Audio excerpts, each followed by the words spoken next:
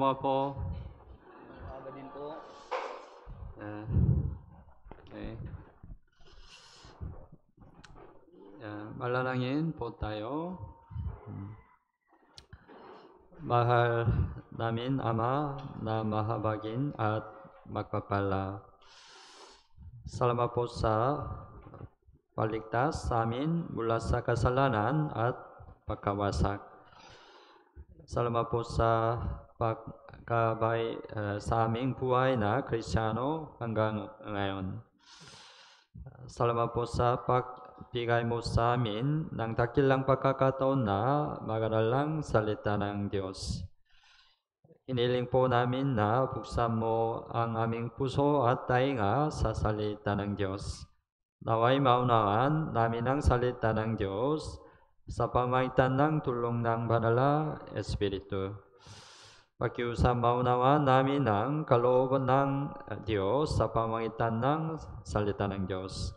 Mula sa simula hanggang sa matapos, kami ay nagtitiwala lamang sa iyong habag at biyaya. Ito po ang aming dalangin sa pangalan ni Jesus. Amen. Okay, buksan mo ang Biblia. 1 Thessalonians chapter 1.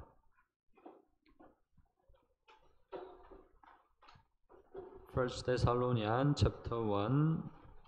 Unang Tesalonica po, chapter 1. Verse 2. Verse 2. Verse 2 and verse 3. Verse 2 hanggang verse 3.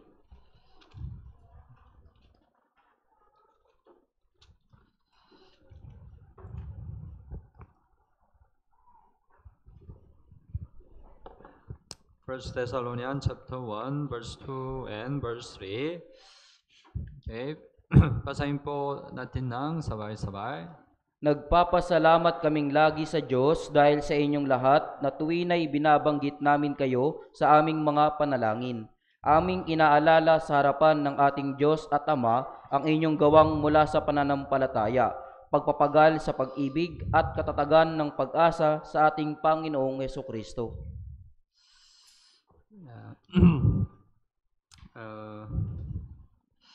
Pag-isipan natin ang pananampalataya ng mga taga-Thessalonica.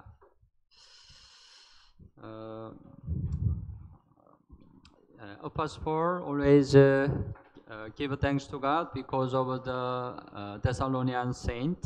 Si Apostol Pablo po ay palagi nagpapasalamat sa Diyos dahil sa mga banal sa Thessalonica. Because they showed good example of the faith. Dahil nagpakita sila ng mabuting halimbawa ng pananampalataya. So, matuto tayo sa pananampalataya ng mga taga-Thessalonica.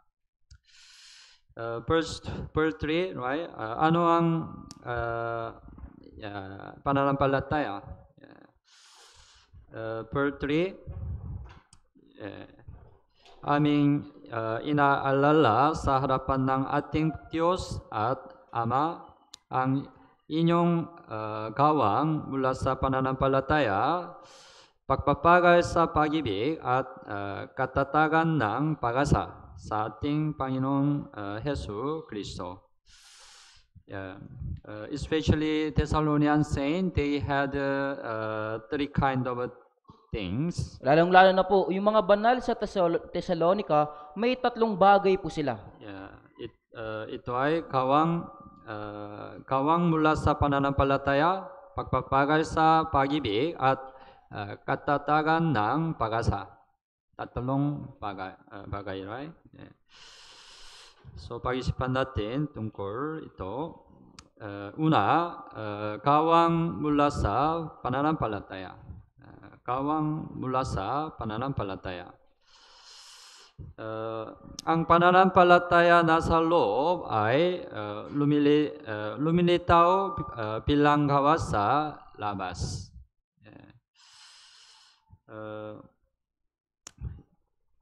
In verse 9, 1 Thessalonians chapter 1 verse 9. Okay, basahin po natin ng sabay-sabay. sapagkat sila ang nagbalita tungkol sa amin kung paano ninyo kami tinanggap at kung paanong bumaling kayo sa Diyos mula sa mga Diyos-Diyosan upang maglingkod sa buhay at tunay na Diyos. Kung paanong bumaling kayo sa Diyos mula sa mga Diyos-Diyosan. Right? Ang pagtatapon ng mga Diyos-Diyosan at pagbabalik sa Diyos ay masasabing gawin ng pananampalataya.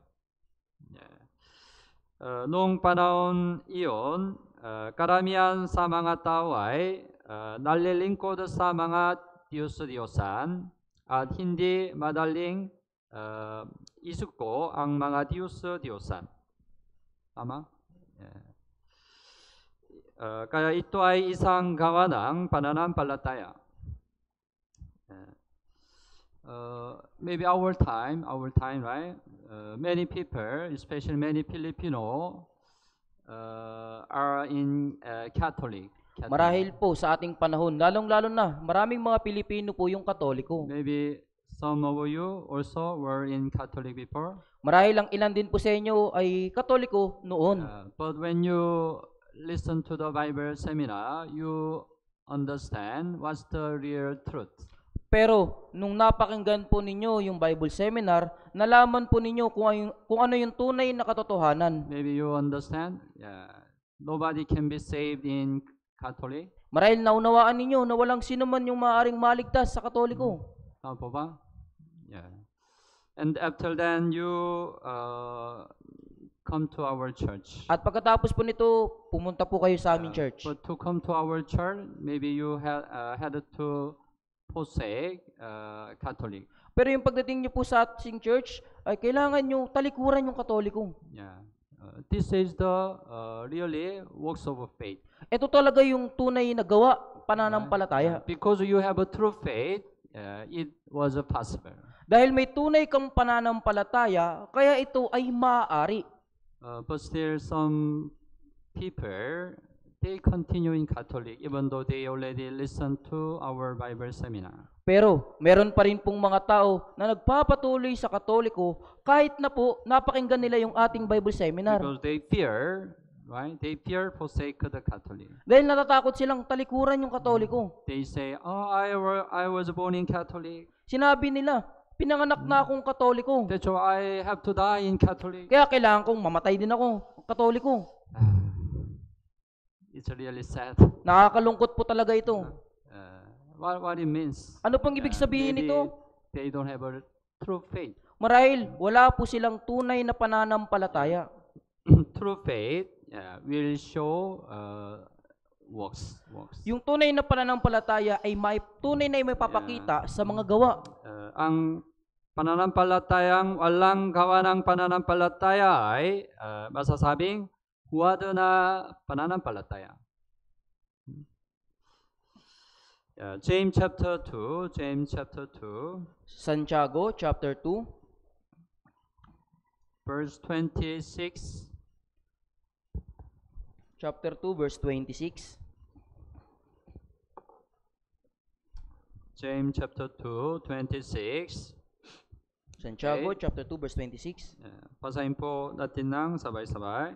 Sapagkat kung paanong ang katawan na walang espiritu ay patay, gayon din naman ang pananampalataya na walang mga gawa ay patay. Tama, right? Ang katawan na walang espiritu ay patay. Gayon din naman ang pananampalataya na walang mga gawa ay patay. It means it's not real faith. Ibig sabihin, hindi ito tunay na pananampalataya. Tama po ba? Verse 18, chapter 2, James chapter 2, verse 18 also, basahin po natin ng sabay-sabay. Subalit may magsasabi, ikaw ay mayroong pananampalataya at ako'y mayroong mga gawa. Ipakita mo sa akin ang iyong pananampalatayang walang mga gawa at ipapakita ko sa pamamagitan ng aking mga gawa ang aking pananampalataya. May magsasabi, ikaw ay mayroong pananampalataya. Ipakita mo sa akin ng iyong pananampalataya walang mga gawa. At ipapakita ko sa pamamagitan ng aking mga gawa ang aking pananampalataya. Yeah. Anybody can say, right? I have the faith. I have the faith. Sino man po ay maaaring magsabi, may pananampalataya ako. Yeah, but they don't show any works. Pero hindi nila ipinapakita ang anumang mga gawa. In that case, how can you know their faith is true?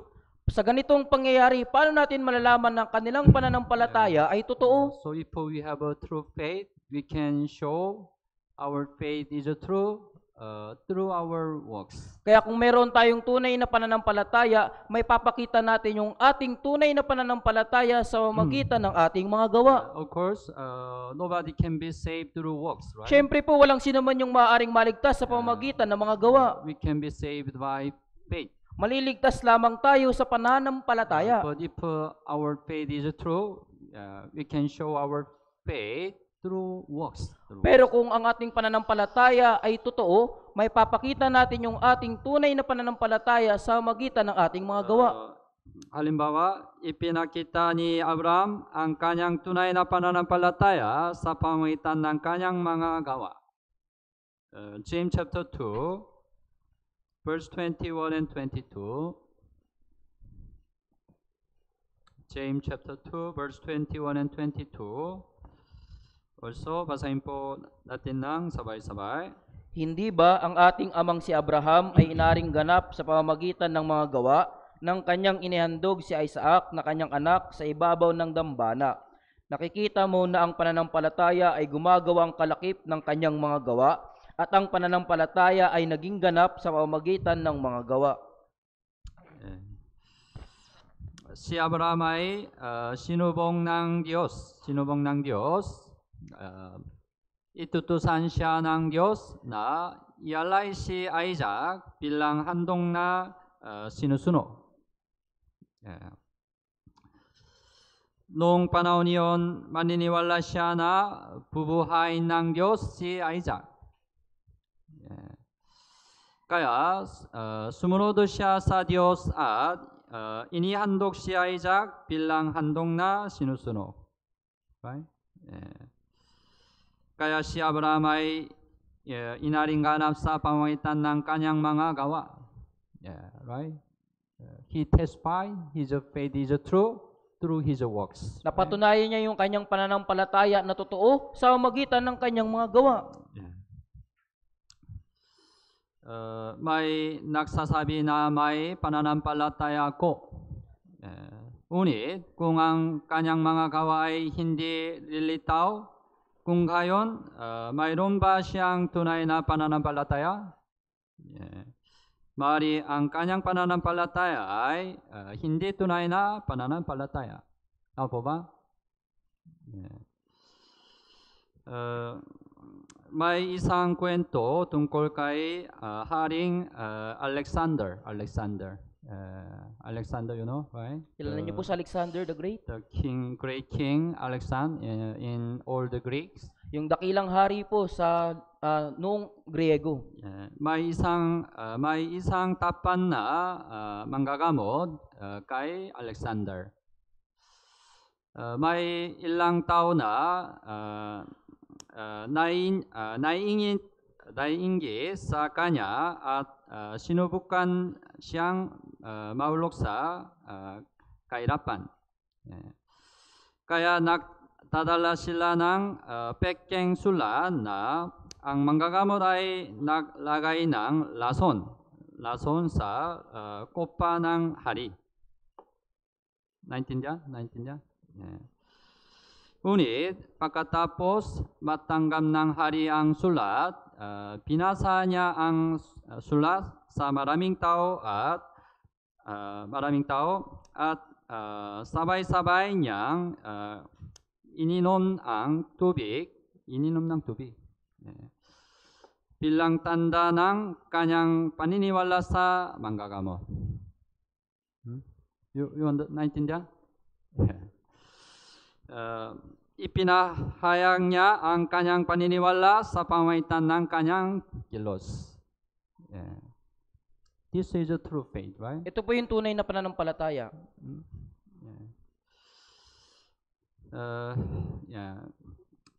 At kung tayo ay may pananampalataya, ang gawain ng Diyos ay lilitaw.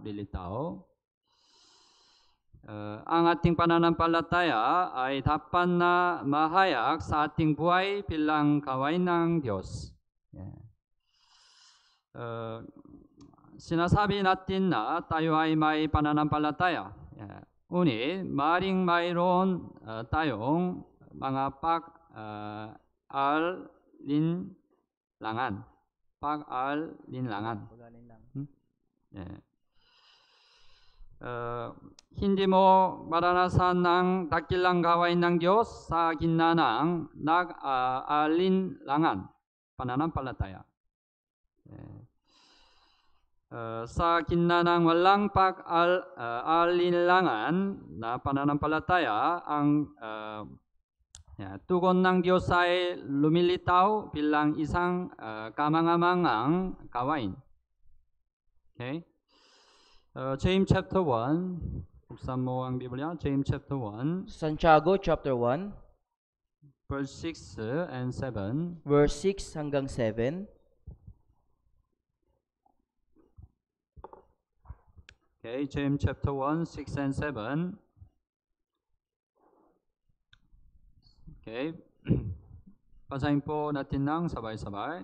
Ngunit humingi siyang may pananampalataya na walang pag-aalinlangan, sapagkat ang nag-aalinlangan ay katulad ng alon sa dagat na hinihipan at ipinapadpad ng hangin, sapagkat ang taong iyon ay hindi dapat mag-akala na siya'y tatanggap ng anumang bagay mula sa Panginoon. Humingi siyang may pananampalataya na walang pag-alinlangan. Okay? 7, ang taong iyon ay hindi dapat mag-akala na siya ay tatanggap ng anumang bagay mula sa Panginoon. So, if we have the faith, we can really experience the works of God in our Christian life. Kaya kung tayo ay mayroong tunay na pananampalataya, talagang tunay nating mararanasan yung pagkilos ng Diyos sa ating buhay Kristiyano. Malalaman natin na kahit ang ating pananampalataya ay napakaliit, ang Diyos ay makakagawang dakila gamit ang ating malin na pananampalataya. Sinabi ni Jesus, right? Lucas chapter 17. Lucas chapter 17. Lucas chapter 17,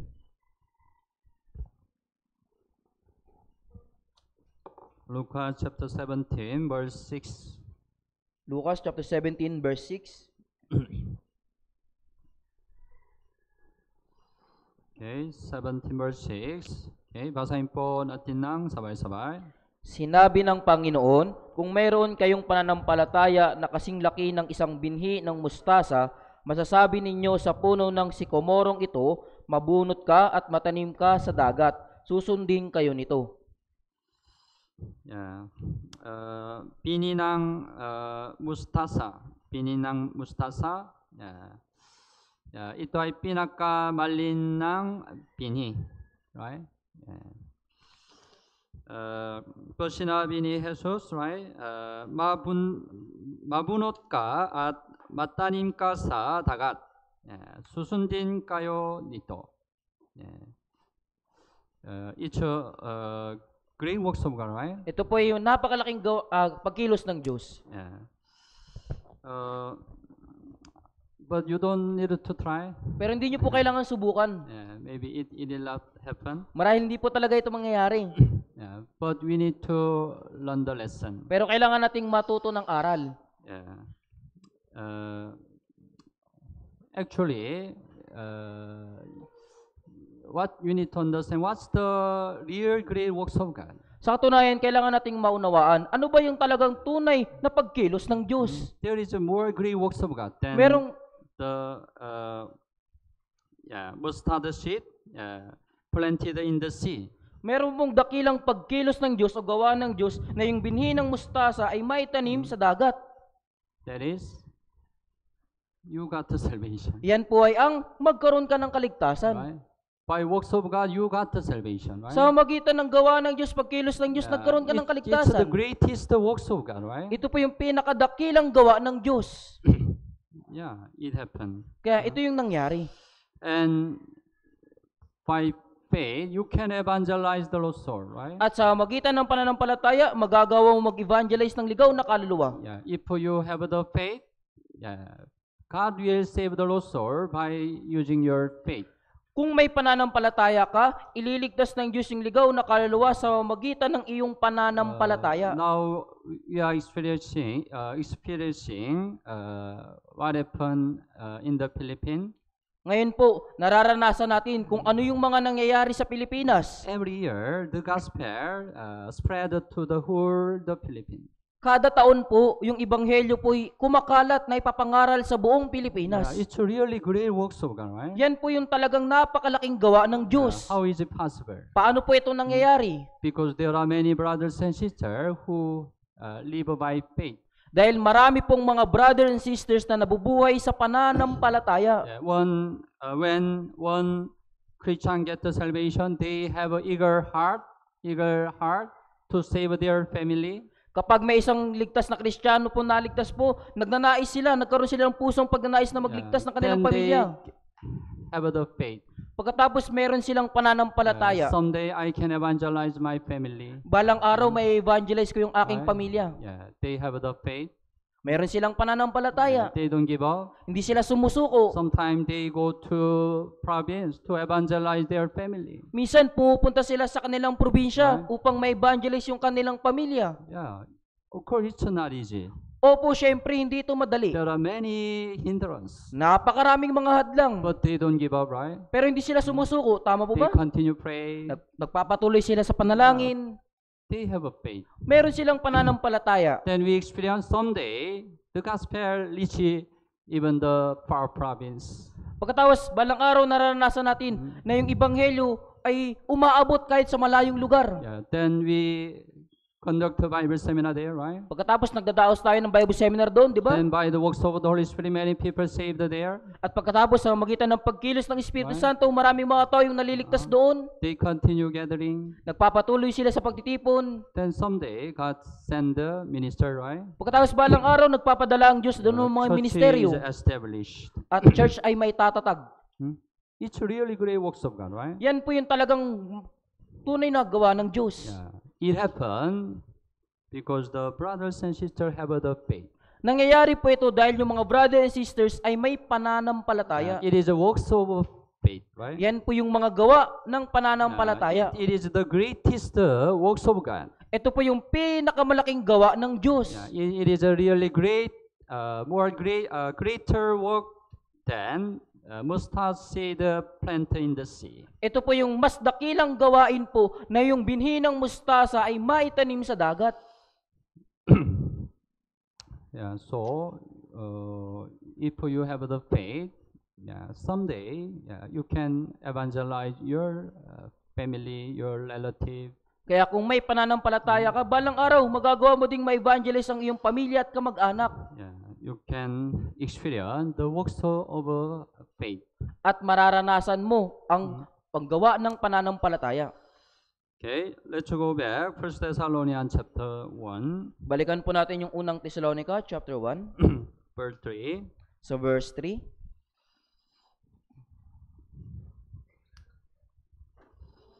Yeah, so una, gawain ng pananampalataya.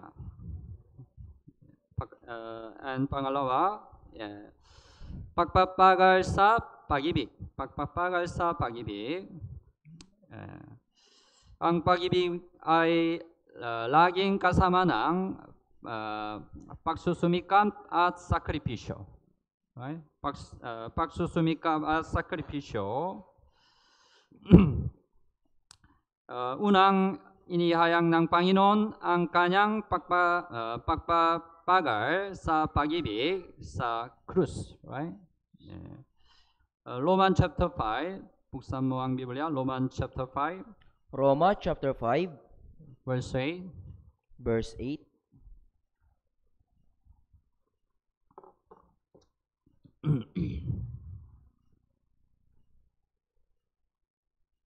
Romans chapter 5 verse 8. Okay, basahin po natin ng sabay-sabay. Subalit pinatutunayan ng Diyos ang kanyang pag-ibig sa atin, na noong tayo'y mga makasalanan pa, si Kristo ay namatay para sa atin. Yeah. You know where Jesus died on the cross. Di ba po alam niyong mabuti na namatay si Jesus sa krus? Yeah. It's a really greatest sacrifice. Ito Right? yung pinakamalaking sakripisyo. Yeah. Why he sacrificed his life on the cross? Bakit niya isinakripisyo yung kanyang buhay doon sa krus? Yeah. Dahil sa pag-ibig. Dahil sa pag-ibig, right? Yeah. Ito ay pagpapasal sa pag-ibig. Yeah. Pagpapasal sa pag-ibig. Tama? Yeah. Yeah, so Jesus showed the example. Kaya si Jesus po ay nagpakita ng halimbawa. And tinuruan ng mga banal sa Tesalonika ang pagpapagal sa pag-ibig ni Pablo. Pag-ibig ni Pablo. 1 Thessalonians chapter 2. Unang Tesalonica chapter 2. Chapter 2 verse 7 hanggang 9. Chapter 2 verse 7 hanggang 9.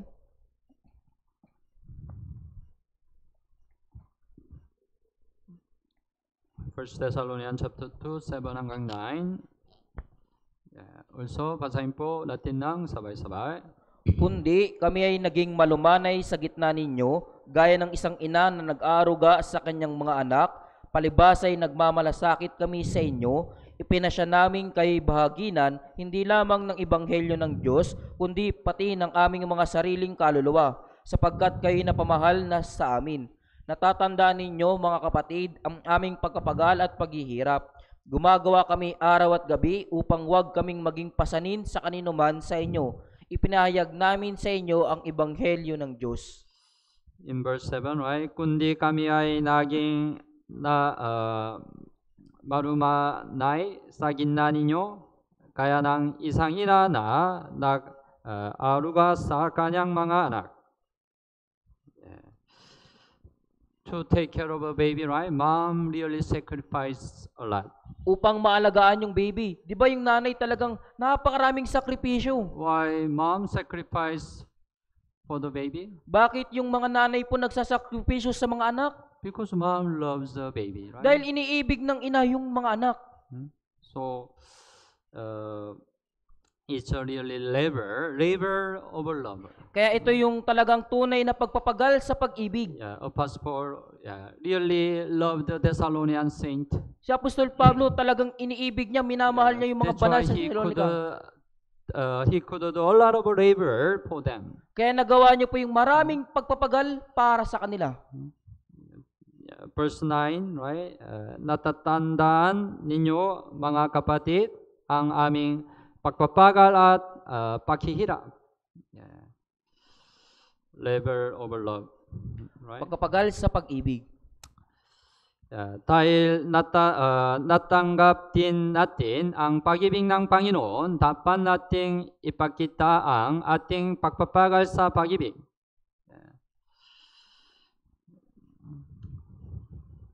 Galatians chapter 5. Buksan mo ang Biblia. Galatians chapter 5. Galatia po, chapter 5, Verse 13. verse 13.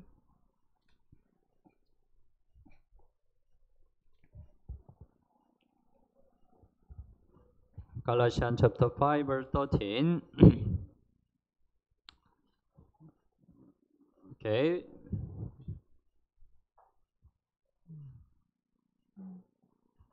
Basahin po natin ng sabay-sabay. Sapagkat kayo mga kapatid ay tinawag sa kalayaan, subalit wag lamang ninyong gagamitin ang inyong kalayaan bilang isang kadahilanan para sa laman, kundi sa pamamagitan ng pag-ibig ay maging alipin kayo ng isa't isa.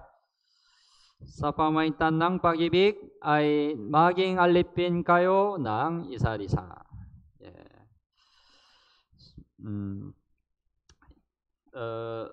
To love one another, we need to become a servant, right? Servant. Upang ibigin po ang isa't isa, kailangan nating maging alipin. Kailangan ng maraming pagsisikap para maging alipin. at imposibleng magmahal ng walang pagsasakripisyo ng ating sarili. Kung iniibig natin ang isa't isa, maaari tayong magsakripisyo at magpagal para sa isa't isa. 1 John chapter 3, 1 John chapter 3, Sa unang Juan chapter 3, chapter 3 verse 19. chapter 3 verse 19.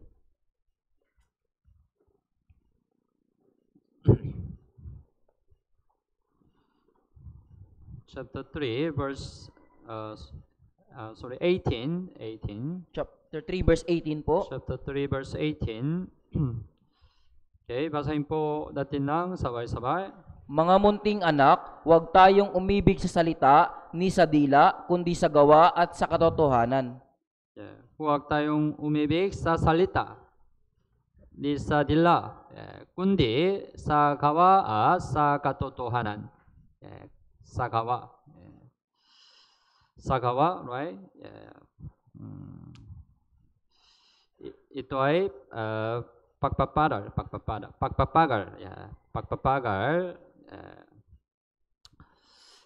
Kung may pagkakataong kang magsakripisyo at magsumikap para sa iyong mga kapatid, isipin ito bilang isang magandang pagkakataon upang may sagawa ang pangmamahal at huwag palampasin ang pagkakataong ito. Okay?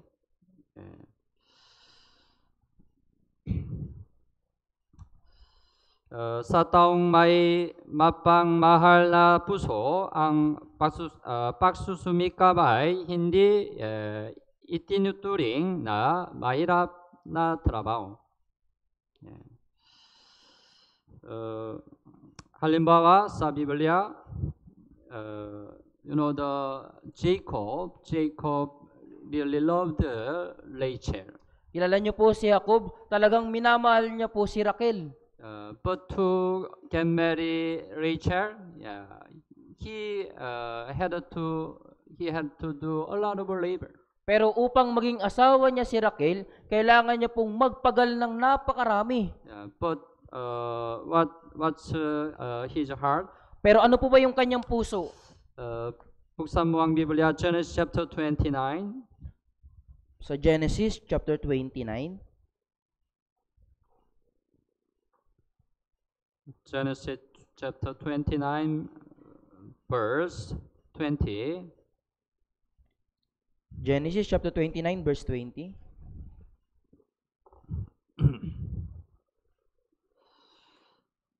Okay, 29 verse 20. Okay, basahin po natin ng sabay-sabay. At naglingkod si Jacob ng 7 taon dahil kay Raquel, na sa kanya'y naging parang ilang araw dahil sa pag-ibig niya sa kanya.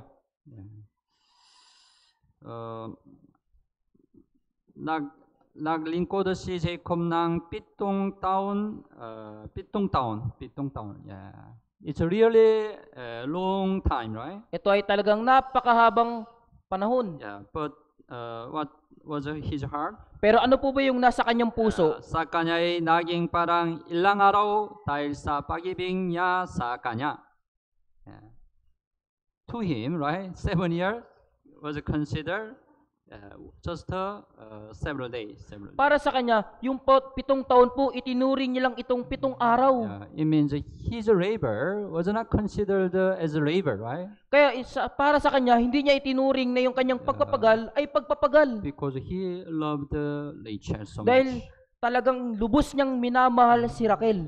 So if we really love brothers and sisters, right, we can really sacrifice for them, right? Kaya kung talagang iniibig natin yung mga brothers and sisters, talagang magpapagal tayo para sa kanila. We can do labor for them, right? Magagawa natin yung pagpapagal para sa kanila. It will not be real labor to us. At ito ay hindi magiging tunay na pagpapagal para sa We atin. will do a lot of labor with joy. Magagawa natin yung maraming pagpapagal na may kagalakan. So We need to have a river of love, Kailangan natin ng pagkapagal ng pag-ibig, voluntary, ng kusang loob, with the joy, right? na may kagalakan po. Yeah. Okay, let's go back 1 Thessalonians chapter 1, Balikan po natin, unang Tesalonica, chapter 1, verse 3. verse 3. Yeah. And then mayroon katatagan ng pag-asa. Katatagan ng pag-asa, right? Yeah. Kung tayo ay may pag-asa, kaya nating magtiis. Tama po ba? Yeah. Unirang isang taong walang pag-asa ay nabibigo at madaling mapanghinaan ng loob. Ang mga banal sa Thessalonica ay nagkaroon din ng napakaraming kahirapan. Ngunit nagawa nilang magtiis dahil mayroong sila pag-asa.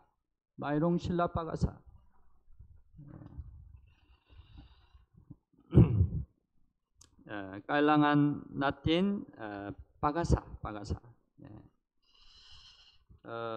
Hebrew chapter 10. Hebreo, kapitulo 10. Hebrew chapter 10, Hebreo, kapitulo 10, verse 36. versikulo 36.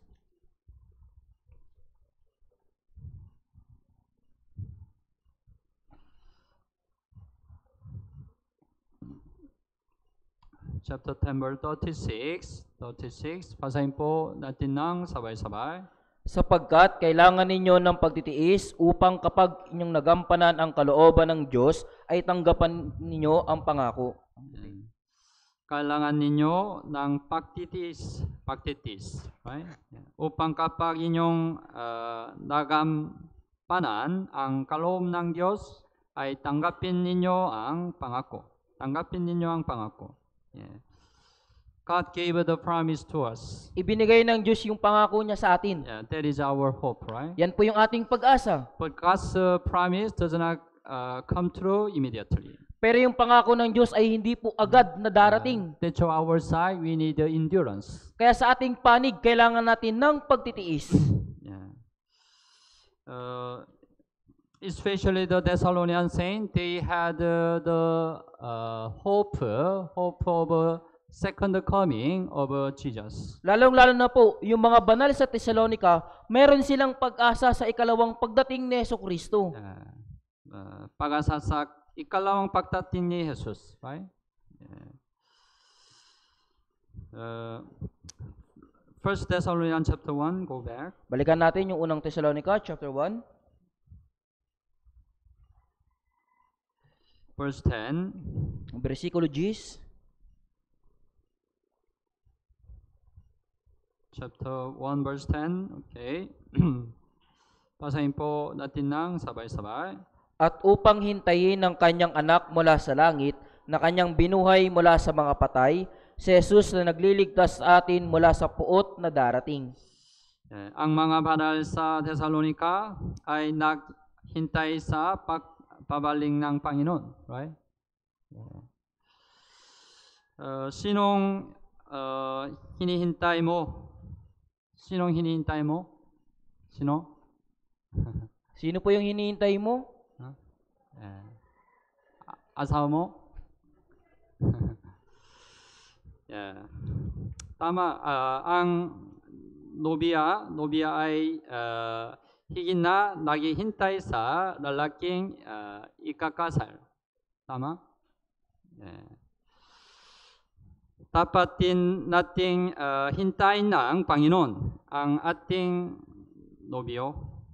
Babae? Nobyo? Tama? Nobyo? Lalaking kakasal. Ha? Lalaking kakasal. Bridegroom. Lalaking kakasal po. Hindi nobyo? We wait our Lord, our bridegroom, right? Tama? What it mean wait Ano- for? Ano ba yung ibig sabihin ng maghintay? It means we we have a hope. We have a hope to our Lord. Ibig sabihin, meron tayong pag-asa sa Panginoon. Yeah, Psalms chapter 39. Awit chapter 39. Psalms chapter 39. Mga awit chapter 39. 39 verse 7. 39 verse 7.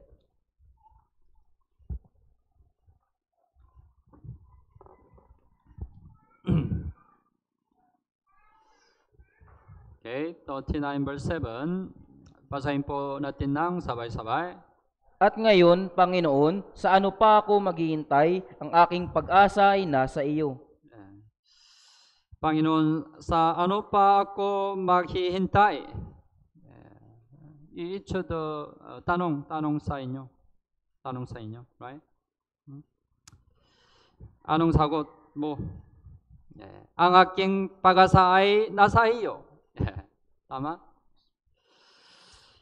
Walang tunay na pag-asa sa mundong ito. Ang buhay sa mundong ito ay walang iba kundi paghihirap at kalungkutan. Tama po ba? Walang tunay na kaligayahan at kasiyahan. May maraming paghihirap sa mundong ito. Kaya dapat tayong umasa at maging matiyaga sa pagpabalik ng Panginoon. Right? James chapter 5. James chapter 5. Santiago chapter 5. 7 and 8. Verse 7 hanggang 8.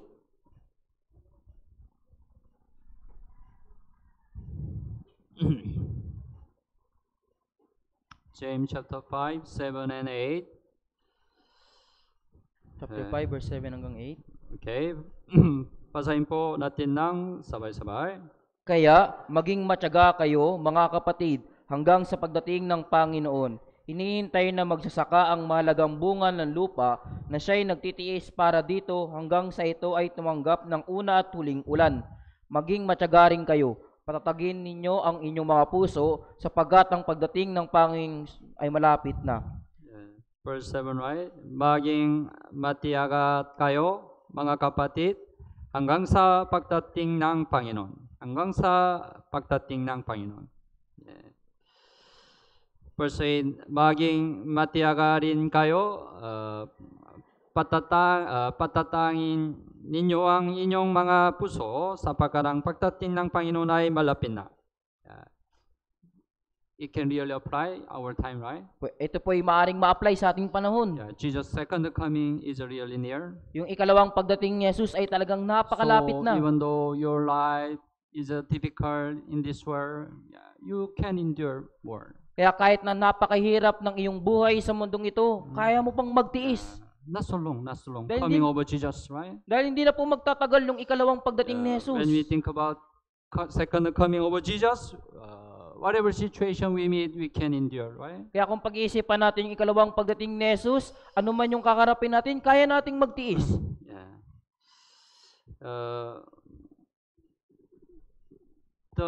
We hope second coming of Jesus. It's related with we hope resurrection. Kaya yung pag-asa natin sa ikalawang pagdating ni Jesus, may kaugnayan po ito sa ating pag-asa sa muling pagkabuhay. Pag-asa ng muling pagkabuhay. Right? Philippians chapter 3. Pilipos chapter 3.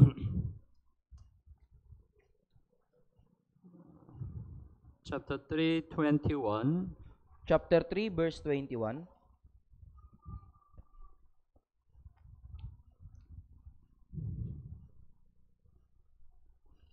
Philippians chapter 3, 21. Pilipos chapter 3, verse 21. Okay, basahin po natin ng sabay-sabay. Siyang magbabago ng ating hamak na katawan upang maging katulad ng katawan ng kanyang kaluwalhatian ayon sa kapangyarihan na kumikilos sa kanya upang maipailalim sa kanyang sarili ang lahat ng mga bagay. siyang magbabago ng ating hamak na katawan upang maging katulad ng katawan ng kanyang kaluwalhatian. Yeah. When Jesus come again, right, our body, our corruptible body, changed to uncorruptible body. Kapag muling dumating si Jesus, yung katawan nating nasisira ay bubuhayin muli sa walang pagkasira. Yeah. Our lower body changed to glorious body. Yung ating hamak na katawan po'y babaguhin sa isang maluwalhating katawan. Yeah, that's our hope, right? Opo, yan po yung ating pag-asa.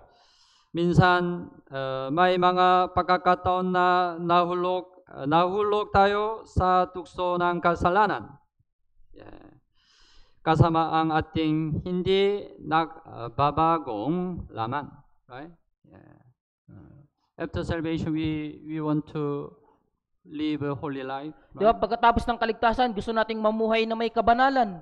We want to avoid the sin. Nais nating umiwas sa kasalanan. But we still have a sinful nature. Pero meron pa rin tayong likas na pagkamakasalanan. So we frequently fell down. Kaya madalas tayong bumabagsak.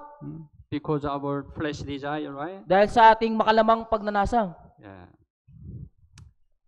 At habang tumatanda tayo, mas tumatanda at nakakasakit ang ating mga katawan. Tama po ba? Yeah. Young people cannot understand. Yung mga bata po, hindi nila ito maunawaan. Yeah. But as you grow older and older, you have many sakit, right? Pero habang tumatanda ka ng tumatanda, nagkakaroon ka ng mga sakit. Because you have the corruptible body. Dahil meron kang nasisirang katawan. Yeah. Sa mga panahong tulad nito, inaasahan natin ang muling pagkabuhay ng katawan. Tama? Yeah. If we are resurrected, we completely free from sinful nature. Kaya kung tayo ay muling mabuhay po, tayo ay magiging malaya na mula sa likas na pagkamakasalanan. After resurrection, we will not commit sin anymore, right? Pagkatapos ng muling pagkabuhay po, hindi na tayo muling makakagawa ng kasalanan. After resurrection, we will not have any more sick, right? Pagkatapos ng muling pagkabuhay, hindi na rin tayo magkakasakit. Our body become perfect body. Yung katawan natin, magiging perpekto, ganap na katawan. Incorruptible body, immortal body. Right? Mula sa katawang walang pag-asira at immortal. Yeah, it's our hope, right? Opo, yan po yung ating pag-asa. When Jesus come again, it will happen. Kapag muling dumating si Jesus, ito po ang mangyayari. Yeah. At ang pag-asa sa ikalawang pagdating ni Jesus ay kapareho ng pag-asa sa buhay na walang hanggang at walang hanggang langit. Okay? Yeah. May pag-asa sa buhay na walang hanggang. Titus chapter 1. Sa Tito chapter 1.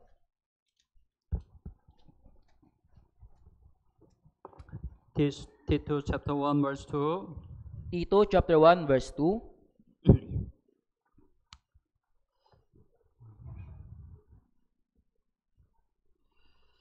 Okay, chapter 1 verse 2. Basahin po natin ng sabay-sabay. Sa pag-asa sa buhay na walang hanggan, bago pa nagsimula ang mga panahon, ito ay pinangako ng Diyos na hindi nagsisinungaling. Yeah. May pag-asa sa buhay na walang hanggang.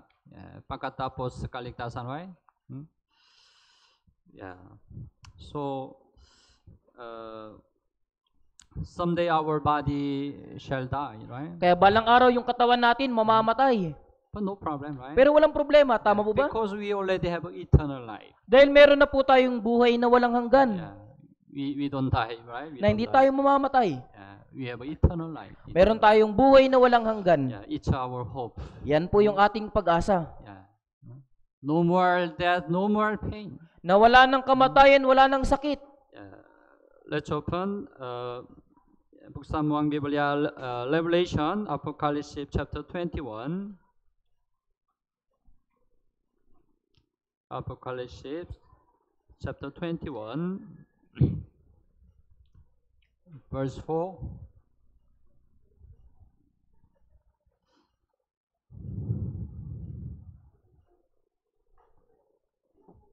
Revelation 21 verse 4. Okay. Basahin po natin ng sabay-sabay. At papahirin niya ang bawat luha sa kanilang mga mata at hindi na magkakaroon ng kamatayan. Hindi na rin magkakaroon pa ng pagdadalamhati o ng pagtangis man o ng kirot man, sapagkat ang mga unang bagay ay lumipas na. Hindi na magkakaroon ng kamatayan. Right? Hindi na rin magkakaroon pa ng tadalamhati o ng pagtangis man o ng kirot man. If we go to heaven, we don't have no more death, right? Pagpunta natin sa langit po, wala na pong anumang kamatayan. No more sorrow, no more crying. Wala na pong pagdadalamhati o ng pagtangis man. No more pain. Wala nang kirot. That's why, it's our hope. Kaya nga po, yan yung ating pag-asa. We have a hope of eternal heaven. Meron tayong pag-asa ng walang hanggang langit. If possible, you try to meditate frequently Revelation chapter 21 and 22. Kaya kung maaari po, ay pagbulay-bulayin niyo po palagi yung Apocalypse chapter 21 at 22. The 21 and 22 describe the eternal heaven, right? Inilalarawan po ng 21 at chapter 22 yung langit. The heaven is the place someday we will go, right? Yung langit, yan yung lugar kung saan tayo balang araw ay tutungo. We can have a hope for eternal heaven. Kaya meron tayong pag-asa sa walang hanggang langit. At ang pag-asa sa ikalawang pagdating ni Jesus ay kapareho ng pag-asa sa walang hanggang gantimpala. Walang hanggang gantimpala. Okay? May pag-asa sa gantimpala. Bibigyan tayo ng Panginoon ng gantimpala sa muling pagparito niya. Okay? Revelation chapter 22. Chapter 22 po.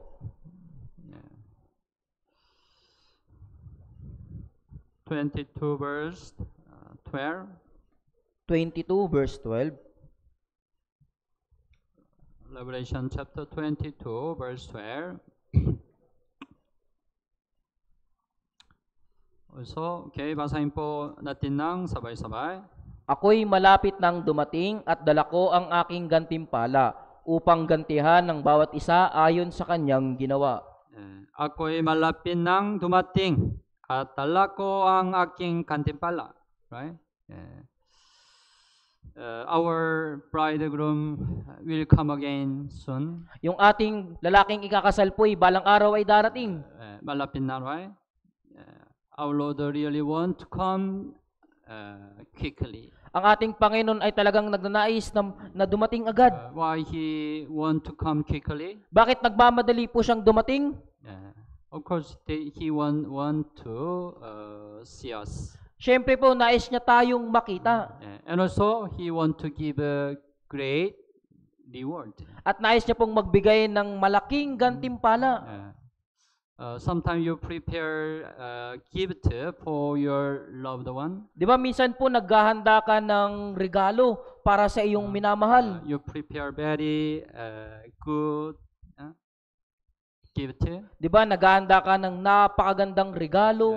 When you prepare good gift, you really want to give the gift to your loved one early, right? Di ba kapag naganda ka ng napakagandang regalo, nais mong ibigay agad itong magandang regalong ito sa iyong minamahal? Tama po ba? You want to give it quickly, right? Di ba gusto mo agad itong ibigay? Same, our Lord the same, right? Ganon din po sa ating Panginoon. He prepared a lot of reward for us. Naganda siya ng napakalaking gantimpala para sa He really atin. wanted this gift to us At nais niyang quickly. ibigay ang regalong ito sa atin. That's why sinabi ng Biblia, ako'y malapit nang dumating at dala ko ang aking gantimpala.